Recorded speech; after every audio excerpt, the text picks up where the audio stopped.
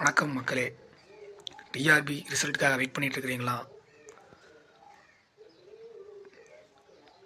ஜனவரி 10 அதாவது ஜனவரி முதல் வாரத்தில் அல்லது டிசம்பர் கடைசி வாரம் தேர்வு முடிவுகள் வெளியாகும் என சில தகவல்கள் கிடைத்தன.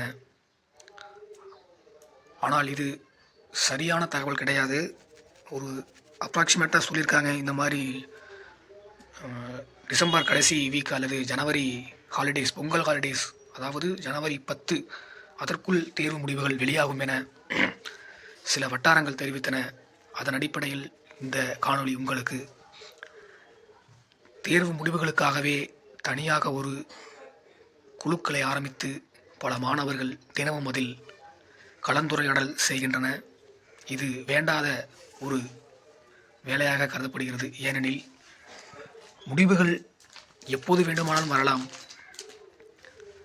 அதனால் மாணவர்கள் தங்களுடைய மனநிலையை கருத்தில் கொண்டு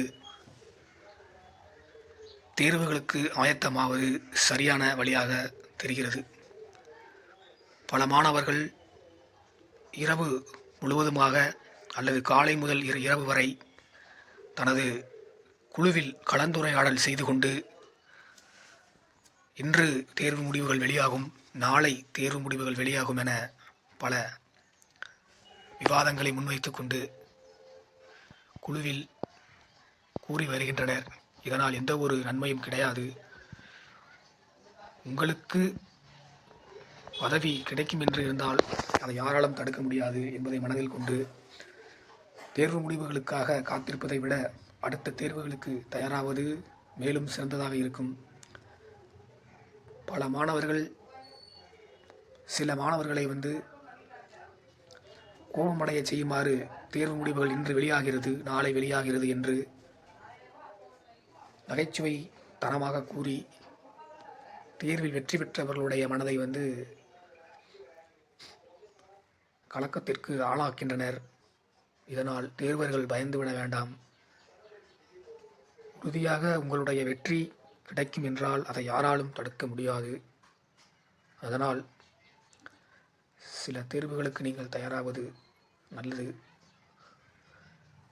கூட்டுறவு தேர்வு முடிவுகள் விரைவில் வெளியாகும் என அனைத்து அரசியல் கட்சி தலைவர்களும், அதாவது மாண்புமிகு திரு கே.ஆர். பெரியகருப்பன் அவர்களே கூறியிருந்தார் ஒரு நிகழ்ச்சியில் கூறும்போது.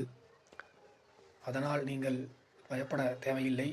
உறுதியாக தேர்வு முடிவுகள் வெளியாகும்.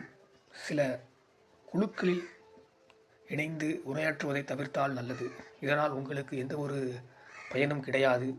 முடிவுகள் வரப்போகும் தேதி யாருக்கும் தெரியாது.